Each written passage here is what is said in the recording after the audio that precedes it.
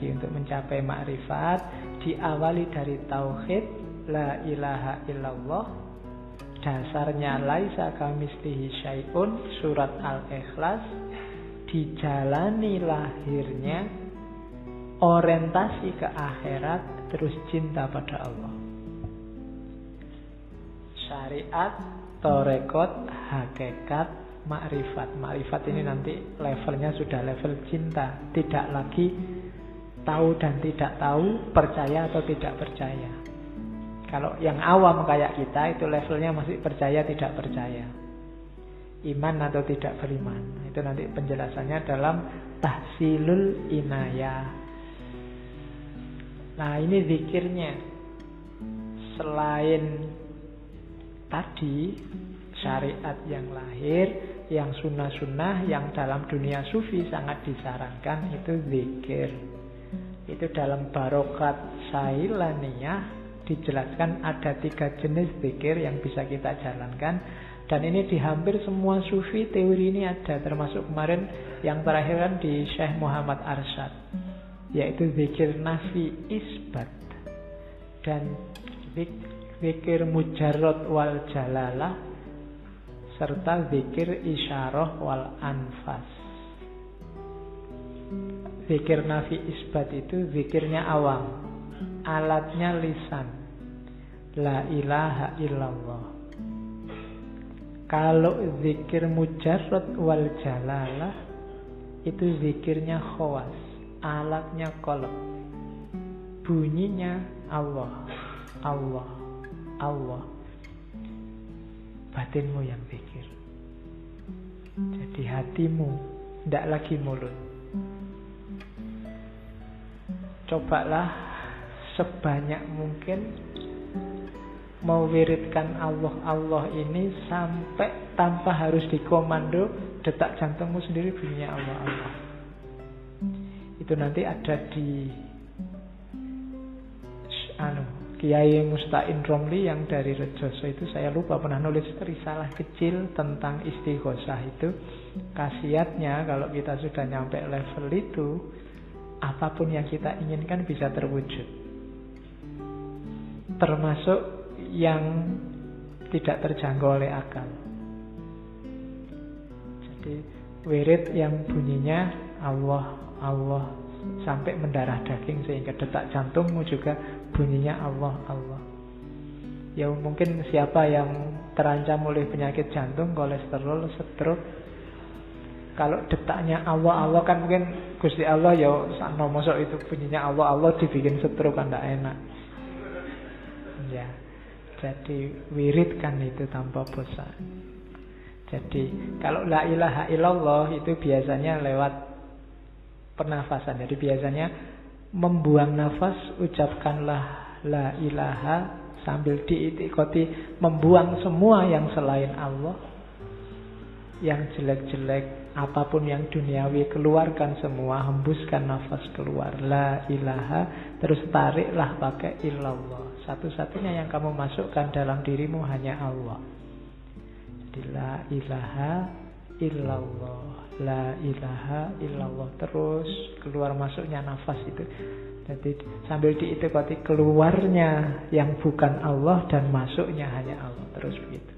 Kalau sudah lanyah di situ, baru nanti karena tadi masuknya hanya Allah, yang di dalam bunyinya sudah Allah, Allah terus. Dan nanti ada terakhir zikrul isyarah wal anfas. Kalimat Allah sudah tidak penting lagi, karena sudah sangat dekat sama Allah, sudah tidak ada lagi lafaz yang bisa mewakili dirinya, karena laisa kamitslihi syai'un.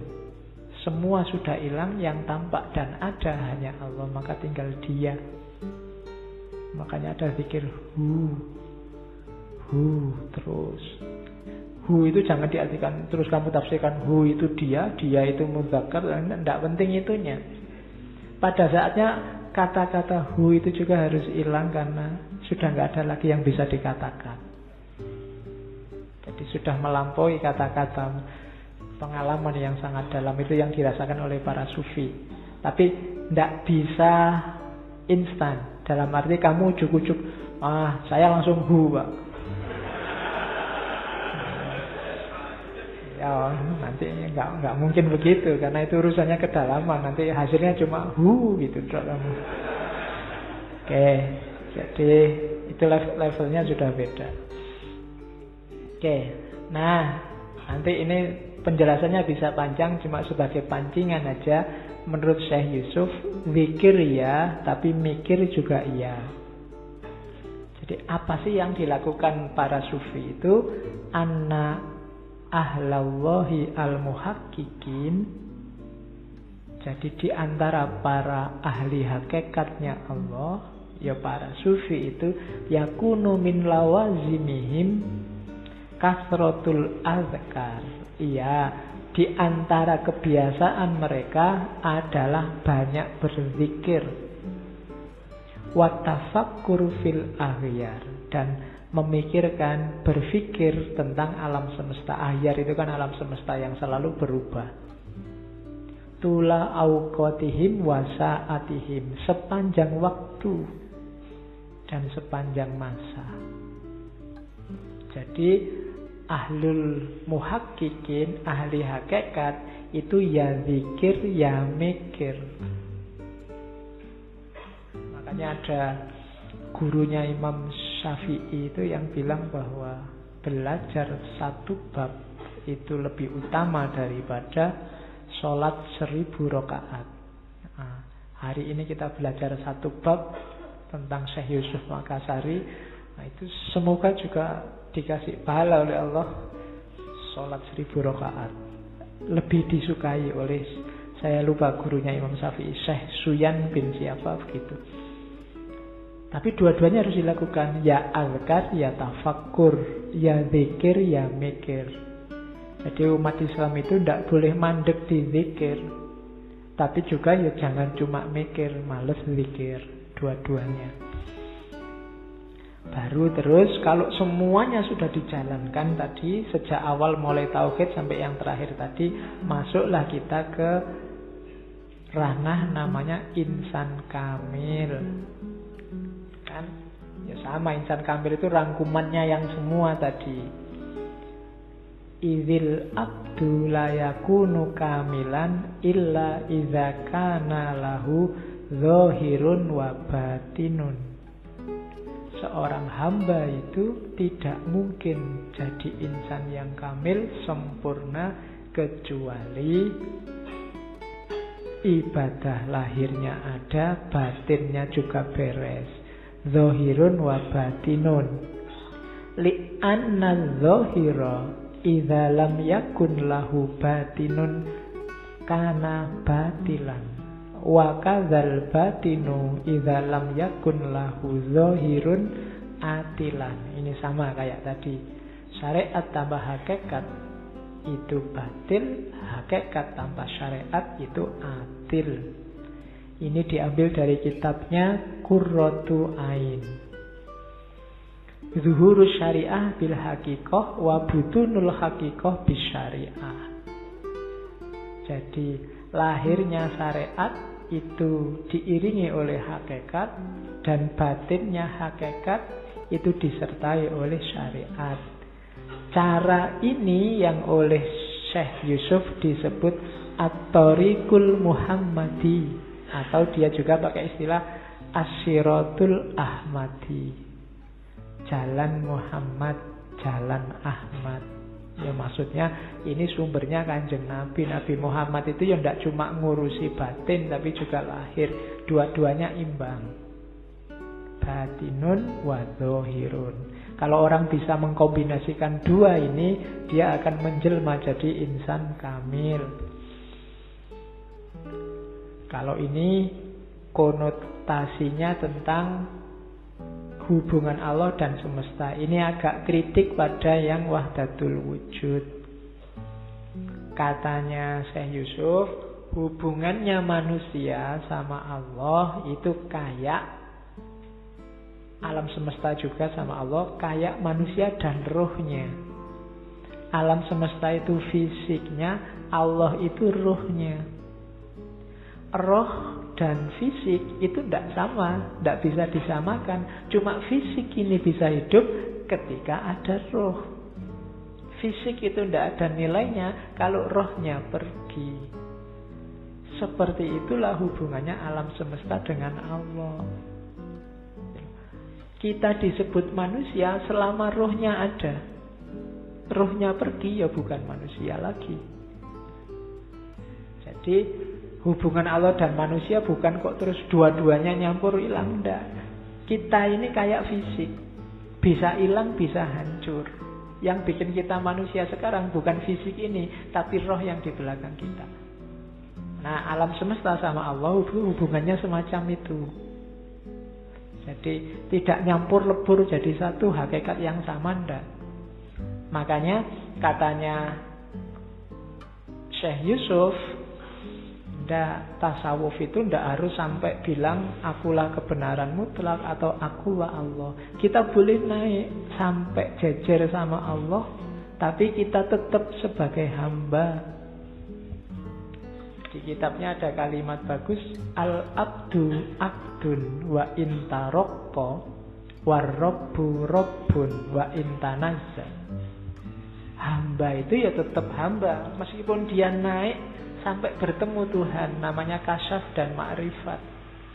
Tuhan tetap Tuhan, meskipun Allah tanazal, turun ke dunia, mengintervensi kehidupan, menyayangi manusia dengan sifat-sifatnya.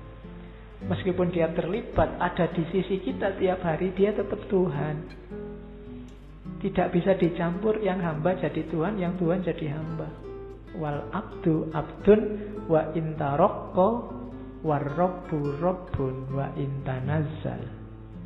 Jadi Tuhan ya Tuhan, hamba ya hamba. Bahwa nanti sampai hambanya naik dengan amal ibadahnya sampai mengalami kasyaf karena dianugerahi sendiri oleh Tuhan, tetap tidak bisa merubah status dirinya sebagai hamba.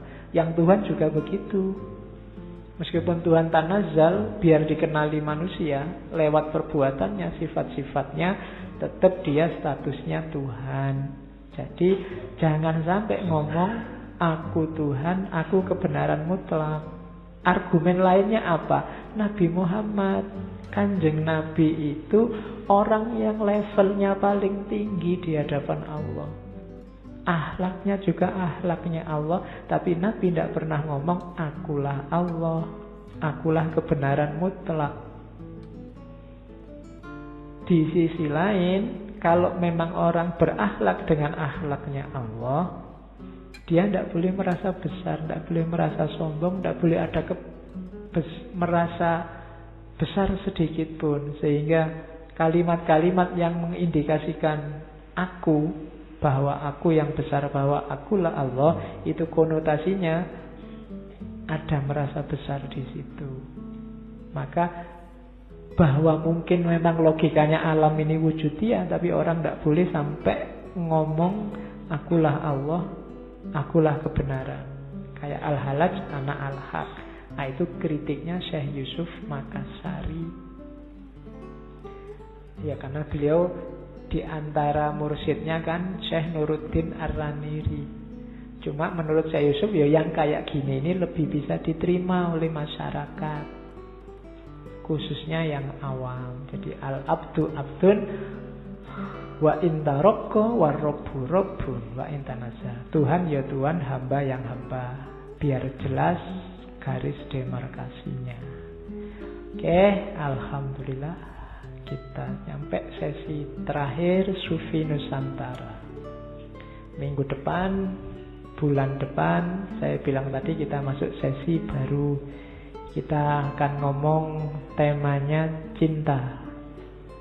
Ya, minggu pertama kita ketemu Plato lagi. Cuma kali ini ngomong konsepnya yang sangat terkenal, Platonic Love.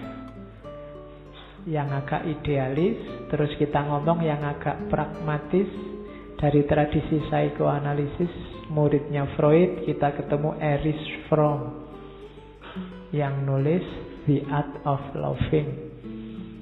Terus ke dunia Islam, ya ketemunya lagi-lagi dunia sufistik yang dekat dengan banyak ngomong cinta. Yang pertama Robiah Al-Adawiyah dan kemudian yang terakhir Jalaluddin Rumi.